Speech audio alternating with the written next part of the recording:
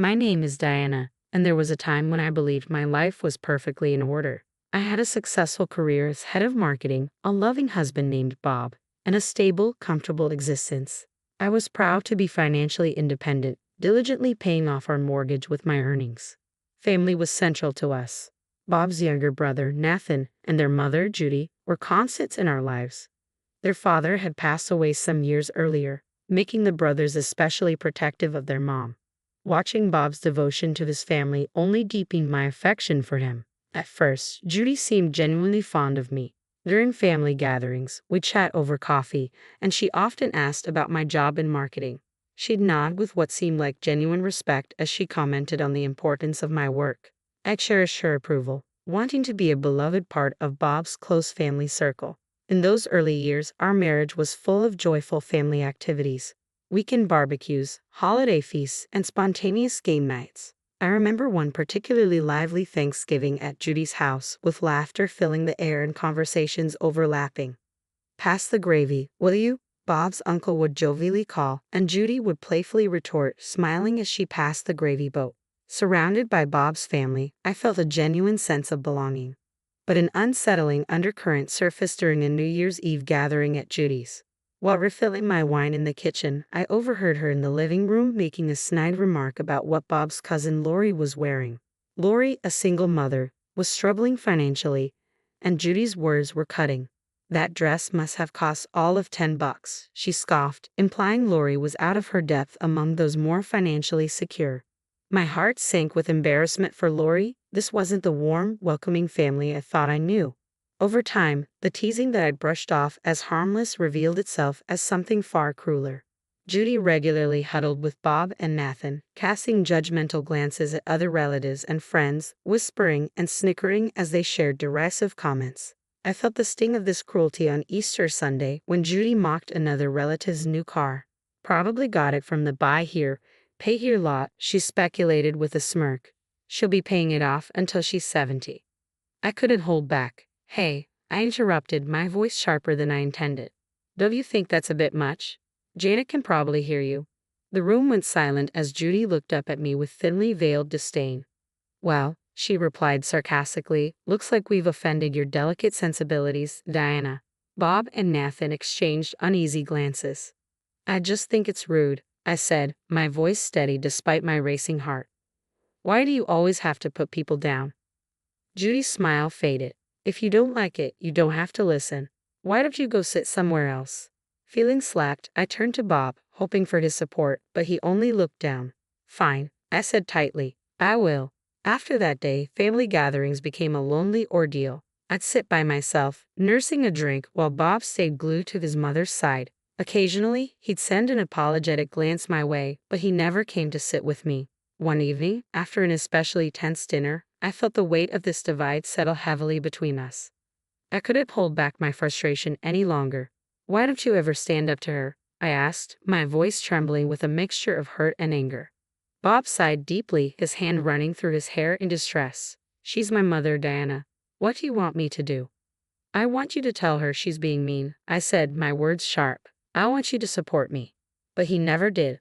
Over time, the tension grew unbearable. I started finding excuses to avoid family events, work emergencies, migraines, anything to escape the icy stares and whispered criticisms. Just when I thought things couldn't get more strained, life threw me a curveball. I found out I was pregnant. I stared at the pregnancy test, 2 pink lines glaring back at me. My heart pounded in my chest as I called for Bob, my voice trembling. He rushed to the bathroom door, worry written all over his face. Without a word, I handed him the test. His eyes widened in surprise, and he pulled me into an embrace. For a fleeting moment, I thought maybe this baby could heal the rift between us. Maybe this new life would bring us closer, restore what we were losing. But the pregnancy was difficult from the start. I was plagued by constant nausea and a constant gnawing fear of miscarriage. My doctor prescribed bed rest, but as the weeks went on, my condition worsened. My eyesight began to deteriorate, another rare, potentially permanent complication. It soon became impossible for me to keep working. I had to quit my job. As I lay there, physically and emotionally drained, I felt more isolated than ever. I needed Bob's support, but he seemed to pull further away. He came home late most nights, claiming work demands or meetings with colleagues. More and more, I fell asleep alone, only waking to the sound of the front door closing late into the night. The day of my C-section arrived, and with my deteriorating eyesight, a natural birth was too risky. As I lay on the cold operating table, fear and excitement mingled in my chest. "Where's Bob?" I'd asked the nurse, my voice shaking. She gave me a sympathetic smile. "Your husband's in the waiting room, dear. He said he'd rather stay there." The surgery went smoothly, and soon, the sound of my son's first cry filled the room. As they placed him on my chest, an overwhelming rush of love took my breath away. But the moment of joy was short-lived. Later, in the recovery room, Bob finally appeared. His face was unreadable, but I could see the discomfort in his eyes. "Look, Diana," he said, his tone sharp, "I've got to say something. This whole thing, it's not right." I blinked, confused. "What do you mean?" His frustration was palpable. Normal women give birth on their own without all this surgery crap. And men, we're not supposed to be here for this. We should be meeting our wives and kids at home, like in the old days. His words hit me like a physical blow. My heart sank as I processed his utter lack of empathy. Bob, the man I thought I knew, seemed so distant, so disconnected from the reality of what we had just gone through. I couldn't hold back any longer, but before I could speak, he cut me off. "Save it. I'm heading home. This place gives me the creeps."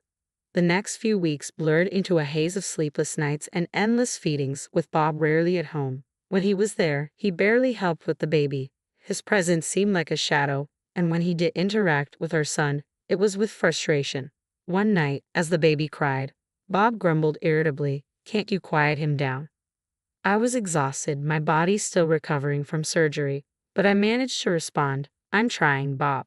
He's teething. It's painful for him." Bob's patience was running thin. "You're always focused on the kid. What about me? What about what I need?" His words hit me like a slap. Here I was barely managing to get any sleep, still healing, trying to juggle everything. And he was upset because our intimacy had dwindled.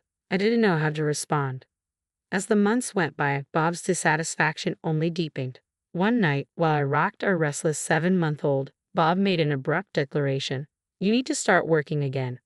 I looked at him stunned. "What about the baby?" "We'll get a nanny," he interrupted. "We can't keep going like this, Diana. We're running out of money." I wanted to argue. I wanted to say that our baby needed me, that I wasn't ready to leave him yet, but the finality in Bob's voice left no room for discussion. Reluctantly, I began searching for a job. With my vision still impaired, it was a daunting task, but eventually I found a role at a smaller firm. The salary was much lower than my previous job, but it was something. When I shared the news with Bob, his response was dismissive. "That's all we're paying a nanny for." His frustration was palpable. Tears pricked at my eyes. "I'm doing the best I can, Bob. It's hard with my vision still not fully recovered." He muttered something under his breath and walked away, leaving me feeling more alone than ever. And so began a grueling new chapter. Mornings were a rush to get to work, and every day I felt a pang of guilt as I handed my son over to the nanny. My days were a blur of trying to keep up at work with compromised eyesight, then coming home to a husband who resented me and a child who needed me more than ever. Time slipped by in a relentless cycle of work, childcare, and mounting tension. Family gatherings, already strained, grew worse with Judy's behavior. She'd act as the doting grandmother when others were around, but her detachment was always clear. She'd call our son in a sickly sweet tone, "Come to Grandma." But he, sensing her coldness, would cling to me instead. Judy's mood would sour instantly. "What have you been telling him about me?" she'd accuse, venom in her voice. "You're turning my grandson against me." Exhausted, I tried to explain. "He just doesn't know you well, Judy. Maybe if you visited more." She'd cut me off before I could finish. "Don't you dare blame this on me," she'd snap, then storm off to complain to Bob. Then, on an ordinary Tuesday, my life took another unexpected turn. I found myself staring at a positive pregnancy test, the 2 lines unmistakable. Panic gripped me as memories of my first difficult pregnancy flooded back. Was I strong enough to go through this again? I realized I was already well into my first trimester, and the path ahead seemed set. Trembling, I called Bob at work to break the news. His voice was impatient. "What is it?" "I'm pregnant," I said, my heart racing. After a long silence, Bob finally replied, "Look, Diana, I'm swamped. We'll talk later. Just keep your job. We can't afford to lose that income." Then he hung up. I sat there, phone still in my hand, feeling more alone than ever. This pregnancy, though challenging in its own way, was easier than the first. My morning sickness was mild and my vision remained stable. With renewed determination, I kept working, focused on supporting my growing family, despite everything that weighed on me. As the months passed and my belly expanded, the emotional gap between Bob and me seemed to stretch wider. He spent more and more time at his mother's house, often coming home late at night. One evening, I struggled to put our toddler to bed, my body aching with discomfort. When Bob walked in, I felt a flicker of hope for some help. "Can you read him a story?" "I'm really tired," I asked. Bob glanced at us, then checked his watch before sighing. "Can't. I promised Mom I'd help her move some furniture." "Don't wait up." The door slammed shut behind him, and a tear slid down my cheek. I looked at my son, his trusting eyes filled with innocence, unaware of my sorrow. Then I glanced down at my growing belly, my heart swelling with love for the child I hadn't yet met. As my 7th month of pregnancy approached, Thanksgiving was just around the corner. The house started to fill with guests in the afternoon. My parents arrived early, my mom immediately donning an apron to assist in the kitchen. Friends and family crowded in, their laughter and conversation adding warmth to the house. Just as I was finishing setting the table for dinner, the doorbell rang again. It was Nathan, Bob's younger brother, and he wasn't alone. "Everyone, this is Victoria," Nathan announced, his face lighting up as he introduced his fiancée. The room fell momentarily silent before erupting in congratulations. I forced a smile, trying not to let the flicker of envy I felt show. Bob's face brightened at his brother's happiness, and I couldn't help but notice the contrast to my own growing sense of isolation. Judy arrived shortly after, her eyes widening with appreciation when she saw Victoria. "Well, well," she exclaimed, her voice dripping with enthusiasm, "a sight for sore eyes." Throughout dinner, Judy showered Victoria with attention, peppering her with questions and hanging on to her every word. I did my best to focus on being a gracious hostess, but I couldn't help overhearing their conversation. "So, Victoria," Judy said loudly, making sure everyone could hear, "Nathan tells me you're a manager at National Bank. How prestigious." Victoria nodded, her discomfort evident. "Yes, I've been there for about 4 years now." Judy beamed. "You must be doing very well for yourself, unlike some people who can only pop out babies and breed poverty," she added, casting a pointed look in my direction. My cheeks burned with humiliation. I felt the sting of her words, but beside me my mother tensed, ready to come to my defense. I gently touched her arm, silently pleading with her to let it go. Judy's voice dripped with false sweetness as she continued, "Victoria here makes $120,000 a month. Now, that's the kind of daughter-in-law I've always dreamed of. Smart, beautiful, successful." Tears welled up in my eyes. I thought about all the years I'd spent working hard to support our family, paying the mortgage, and building the career I was proud of, all of it now seemingly forgotten. "I think we should continue this lovely evening somewhere more suitable," Judy announced, standing up. "Victoria, dear, why don't we all go to that new restaurant downtown? My treat, of course." Before I could process what was happening, Judy, Bob, Nathan, and Victoria were heading for the door. Bob didn't even glance back at me as they left. The remaining guests, sensing the shift in atmosphere, quickly made their excuses and departed, leaving only my parents behind. They offered to help clean up, but I insisted they rest. Finally, alone, I collapsed onto the sofa, tears flowing freely. Time seemed to stand still as I cried, my hand resting gently on my swollen belly. I thought about how my life had spiraled to this point. Dawn was approaching when, 5 days after my emergency C-section, I felt a sudden surge of strength, both physical and emotional. The doctors were impressed with my progress and gave me the green light to leave the hospital. During this time, Bob hadn't called once. Since he left for San Diego, he hadn't asked how I was doing or inquired about our newborn son. It was clear to me now. Our marriage had reached its end. I reached out to my parents, asking if the boys and I could stay with them temporarily. They immediately agreed, offering their full support. While staying with them, I had the chance to rest and recuperate as they lovingly doted on my sons. I began researching divorce lawyers and gathering the necessary financial documents. A week after leaving the hospital, Bob finally called. I ignored the first 3 calls, letting them go to voicemail, but eventually answered the 4th. Where the hell are you? Bob demanded, his voice a mix of anger and confusion. Why aren't you at home? I took a deep breath, trying to remain calm. I'm at my parents' house with our sons. I filed for divorce. There was a stunned silence on the other end of the line before he scoffed. Divorce? Are you kidding me? After everything I've done for you? I felt my anger rise. What I've done? You mean abandoning me right before I gave birth? Or draining our savings? Get over it, he shot back dismissively. I'll pay you back. No problem. In fact, I don't even want to see you again. You know why? Because I'm going to be rich. He ranted about Nathan's new wife offering him a job at the bank, their plans to start a financial company, and how they were going to be incredibly wealthy. You never believed in me, Diana. You always shot down my ideas. Well, guess what? I'm free now, and you? You're just a loser who can't recognize potential when it's right in front of her. The divorce proceedings went surprisingly quickly. Bob didn't contest anything, returned the money he had taken, and agreed to pay alimony. When it came to the house, I had years of mortgage payments logged that proved I had been the primary contributor. The judge awarded me the house without hesitation. The day I moved back in with the boys, the house now officially mine, Bob was there packing up his last belongings.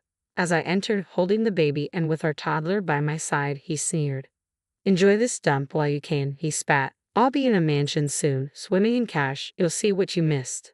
He left, and with his departure, I felt an overwhelming sense of relief. The house suddenly felt bigger, brighter, like it was finally mine again. A year and a half later, life had settled into a new routine. I had returned to work and found a balance between my career and motherhood. Though it wasn't always easy, my boys and I were happy, healthy, and thriving. One ordinary Tuesday, my phone buzzed with a news alert that made my heart stop.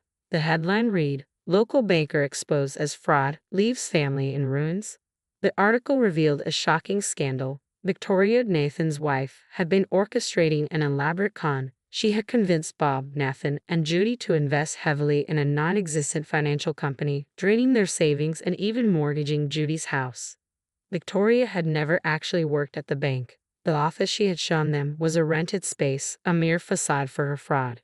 She vanished with millions, leaving behind nothing but counterfeit documents and shattered dreams. To make things worse, an extra loan had been taken out to cover Nathan and Victoria's extravagant wedding in San Diego, the same event that had prompted Bob to abandon us. As I continued reading, a whirlwind of emotions hit me: shock, confusion, and, I'll admit, a hint of satisfaction. The aftermath was devastating. Unable to repay their debts, they lost everything: home, cars, even personal possessions, taken by creditors. I heard from others that Judy had resorted to working a cashier job just to scrape by enough for a small apartment and basic groceries. Bob and Nathan were in similarly dire straits, their dreams of affluence completely shattered. As I processed the news, a deep sense of relief washed over me. I had divorced Bob just in time, sparing my children and me from the financial ruin that had engulfed my former in-laws. Just when I thought I had moved on, Judy's number flashed on my phone. Despite my better judgment, I answered. Her voice was weak, a stark contrast to her usual commanding tone. "We need your help," she began, her words laced with desperation. "The children need their father and grandmother," she pleaded, emphasizing the importance of family during these hard times. I took a deep breath, memories of past betrayals flooding back. Thanksgiving alone, being abandoned before giving birth, the constant insults. "Family?" I echoed, my voice firm. "You were concerned about family when you left me alone, pregnant and in peril. You weren't worried about family when you drained my savings or called me a loser." Judy tried to interject, but I cut her off. "I'm sorry for your troubles, Judy, but the choices made by you, Bob, and Nathan are not my burden. My children are my priority, and I will not allow your chaos to disrupt our lives. Please don't contact us again."